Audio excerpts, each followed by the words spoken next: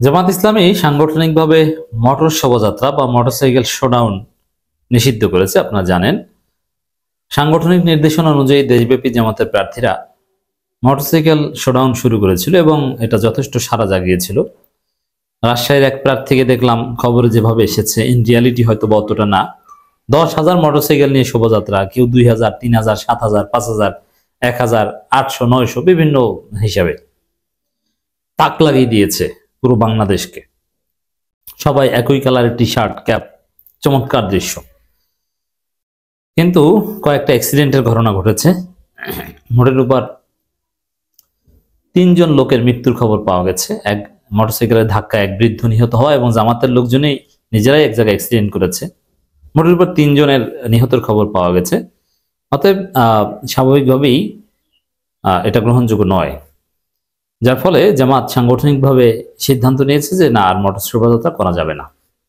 কিন্তু এই সিদ্ধান্ত পজিটিভ। আমি খবরটা একটু আপনাদেরকে জানাই। প্রথমে, প্রচারণায় মোটরসাইকেল শোভাযাত্রায় নিষেধাজ্ঞা জামাতের।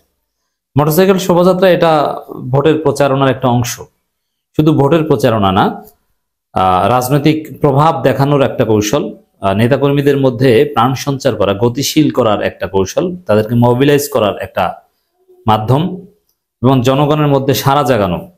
এবং এদের পাওয়ার আছে, এদের হ্যাডম আছে, এরা ক্ষমতায় আসবে, এদের লোক আছে, দেখেছো কি, মানে এরকম একটা পারসেপশন তৈরি হয় মোটরসাইকেল শোভাযাত্রায়। অতএব এর গুরুত্ব প্রয়োজনীয় অপরিসীম রাজনীতিতে। জামাত ক্ষমতা আসতে যাচ্ছে, জনগণকে তাকে বিশ্বাস করাতে হবে। এখন চুপচাপ বসে থাকলে এ ভাব হয় না, আপনাকে দেখাতে হবে যে না, আপনি আছেন।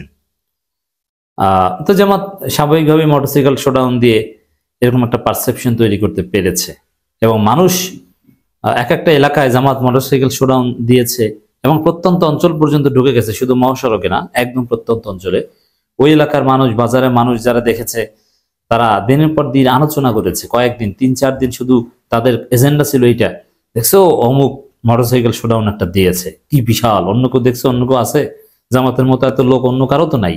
কই বিএনপিকে তো দেখলাম না, এরা তো 10 গ্রুপে বিভক্ত। আর জামাত কত বড়, মাইলকে মাইল শেষ হয় না, চোখ যতদূর যায় মোটরসাইকেল আর মোটরসাইকেল।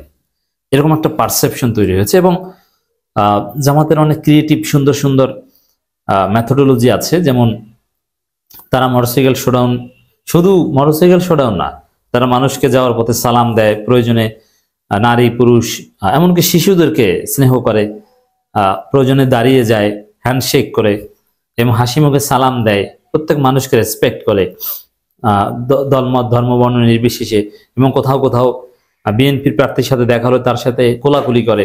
মানে একটা চমৎকার এবং সুন্দর একটা আবহ তৈরি করতে পেরেছে মোটরসাইকেল শোডাউনের মাধ্যমে।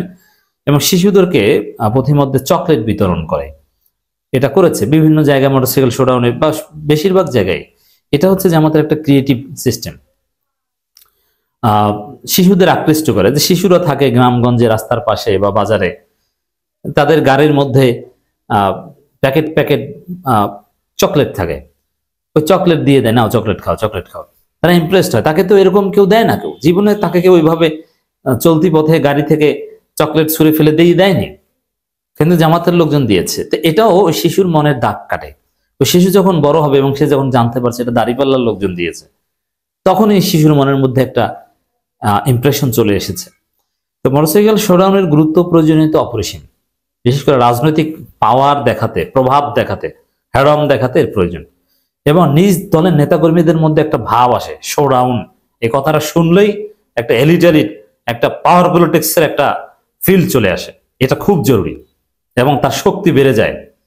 জামাতের যেসব এলাকায় মোটরসাইকেল শোডাউন হয়েছে, তখন থেকে জামাতের নেতাকর্মীদের শক্তি বেড়ে গেছে,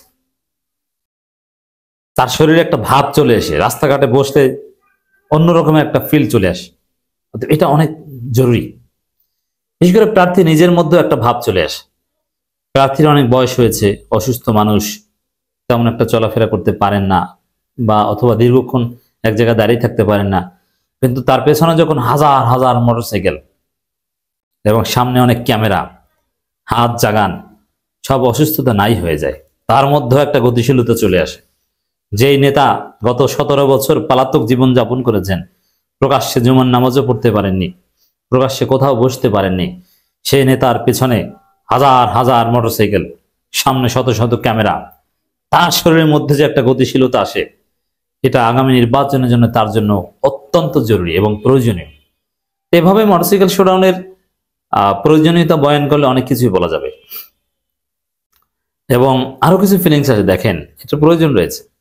একজন জামাত নেতা, এমপি ক্যান্ডিডেট, হয়তোবা তিনি কিন্ডারগার্টেনের শিক্ষক অথবা কোনো একটা স্কুলের শিক্ষক বা মাদ্রাসার শিক্ষক, ভেরি সিম্পল, কিন্তু আল্লাহ তাকে সম্মান দিয়েছে।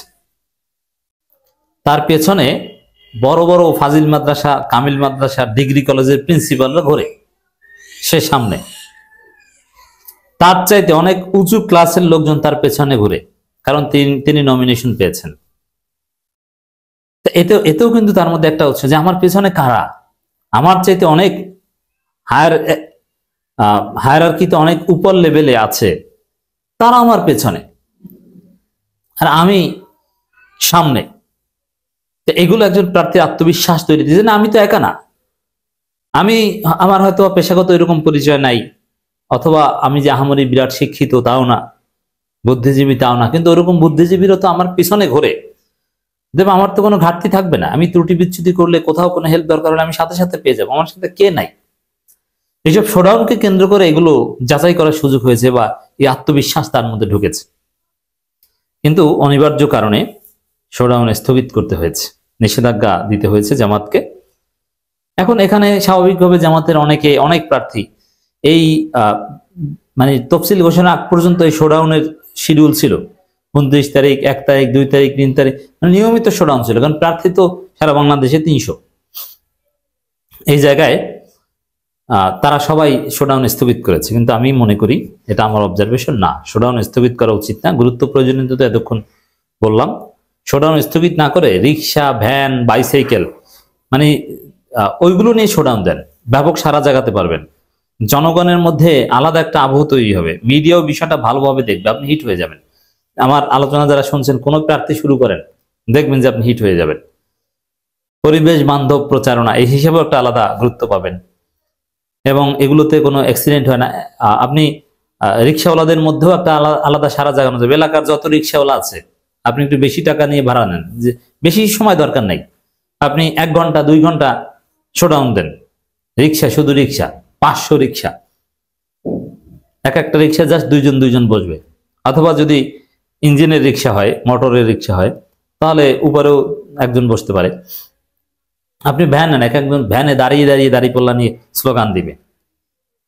আপনি বাইসাইকেল নেন, মোটরসাইকেলের পরিবর্তে বাইসাইকেল, যদি বাইসাইকেল এখন কম পাবেন, আপনি চাইলেও পাবেন না, ব্যাপক সারা জাগানো যাবে।